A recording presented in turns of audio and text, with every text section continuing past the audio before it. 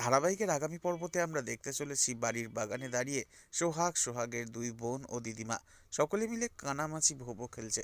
সোহাগের চোখে সাদা রুমাল বেঁধে দেওয়ায় সোহাগ তো কিছুই দেখতে পায় না, আর সোহাগের দুই বোন ওর পাশ দিয়ে চলে যায় আর বলতে থাকে, আমায় ধরতো দেখি। তখনই সেখানে চলে আসে আচমকাই সূর্য, আর ওদের এই খেলা দেখে ভীষণ খুশি হয়ে যায়। ঠিক সেই সময় বলে সোহাগ, দাঁড়া, এবার আমি তোকে ধরবো। এই বলেই ওদেরকে ধরতে যেতে গেলে অমনি সূর্যকে জড়িয়ে ধরে শেষমেশ সোহাগ। অন্যদিকে দেখা যায় দুপুরবেলা মেঝেতে ভাতের থালা নিয়ে খেতে বসেছে সোহাগের বাবা, দুই বোন ও দিদিমা। আর সূর্যের বাবা সমস্ত খাবার পরিবেশন করে দিচ্ছে।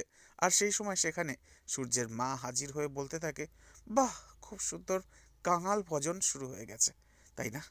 এই দেখে তো ভীষণ রেগে যায় সূর্য আর সোহাগ। তো বন্ধুরা, এবার যদি সোহাগ ভীষণ রেগে গিয়েও শাশুড়ি মাকে ঘুষি মেরে একেবারে উড়িয়ে দেয়, সেটা আপনাদের দেখতে কেমন লাগবে অবশ্যই কমেন্টে জানাবেন। আর নেক্সট আপডেটের জন্য সাবস্ক্রাইব করে আমাদের সাথেই থাকবেন।